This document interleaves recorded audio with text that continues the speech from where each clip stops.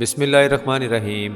السلام علیکم۔ اللہ کے نام سے شروع کرتا ہوں جو بڑا مہربان اور نہایت رحم کرنے والا ہے۔ حضرت مسلم بن عقیل رضی اللہ عنہ کو بھی دھوکے سے شہید کر دیا گیا اور اس کے بعد ان کے دونوں بچوں کو تلاش کر کے انہیں بھی بے رحمی سے شہید کر دیا گیا۔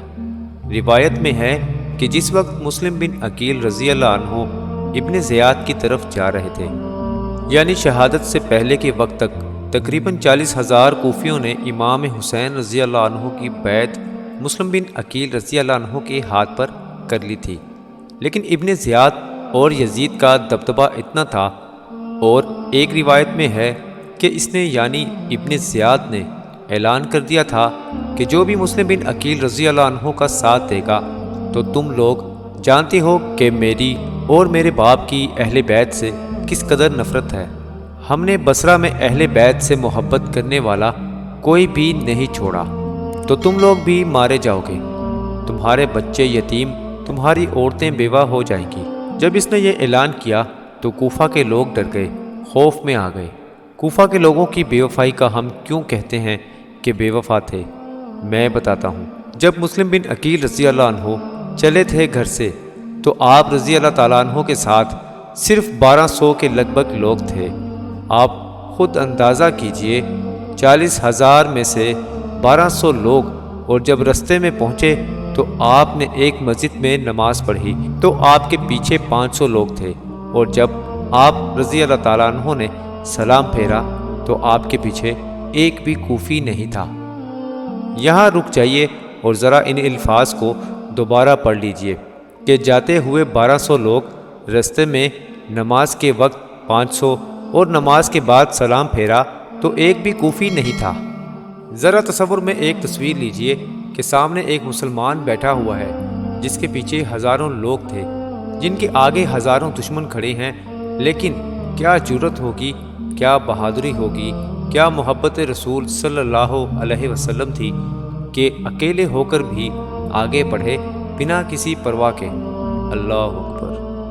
اسی لیے عربی کا ایک لفظ ہے کوفی لا یوفی، لا کا معنی نہیں، یوفی کا معنی ہے وفا، تو اس کا مطلب یہ ہے کہ کوفی وفا نہیں کرتا۔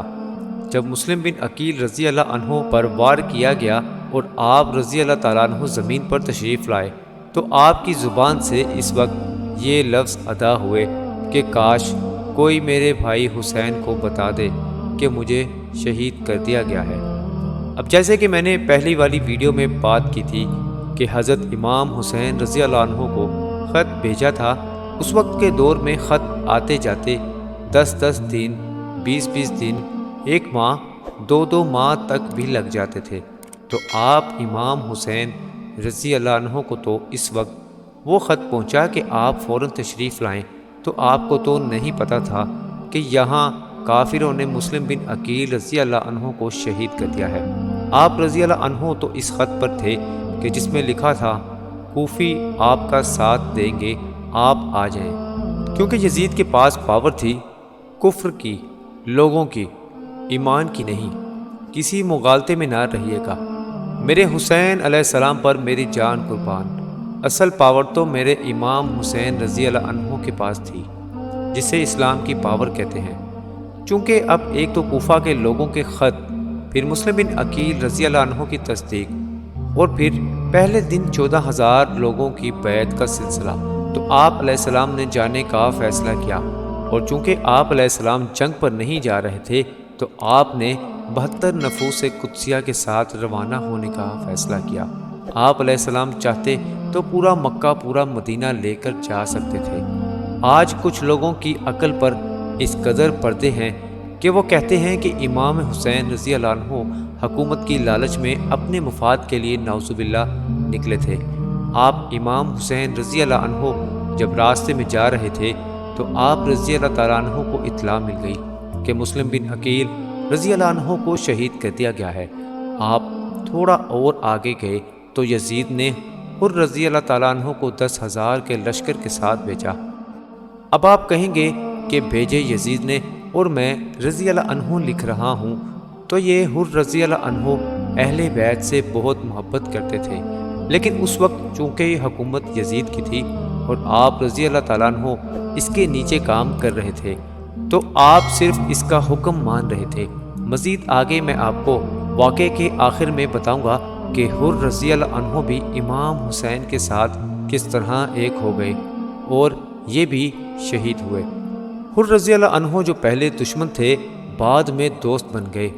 انہوں نے آ کر نہایت احترام سے کہا، دیکھیے میں مجبور ہوں کہ میں یزید کے حکم کی تعمیل کر رہا ہوں، میری مجبوری ہے، مجھے ابن زیاد نے بھیجا ہے، آپ علیہ السلام میرے ساتھ ابن زیاد کے پاس چلیے۔ امام حسین رضی اللہ عنہ نے انکار کر دیا اور یہ کہا کہ میں ابن زیاد کی نیت جانتا ہوں اور میں تمہارے ساتھ نہیں آؤں گا۔ ابھی یہ سلسلہ چل رہا تھا کہ ایک اور شخص جس کا نام عمر تھا، عمر بن سعد، اسے یزید نے حکومت کا لالچ دیا کہ میں تمہیں حکومت دوں گا، تو جا، مجھے لگتا ہے یہ حر یقیناً امام حسین رضی اللہ عنہ کی تعظیم کر رہا ہے، تو جا اور سارا معاملہ دیکھ اور بنا کوئی بات سنے امام حسین رضی اللہ عنہ کو لے کر آ جاؤ۔ اب وہ بھی ایک بڑا لشکر لے کر اس مقام پر آ گیا۔ جب آپ علیہ السلام یعنی امام حسین علیہ السلام نے اس کا لشکر دیکھا تو آپ نے کہا کہ مجھے کچھ وقت چاہیے، تو آپ علیہ السلام کو سوچنے کے لیے کچھ وقت دیا گیا۔ اس وقت آپ امام حسین رضی اللہ عنہ نے وہاں اسی مقام پر خیمے لگائے۔ اب بعض روایات میں ہے کہ یہ پہلی محرم الحرام تھی اور بعض میں ہے کہ 2 محرم الحرام تھی۔ خیمے لگانے کے بعد آپ امام حسین رضی اللہ عنہ نے وہاں کچھ لوگوں سے پوچھا تو پتہ چلا کہ اس مقام کا نام کربلا ہے۔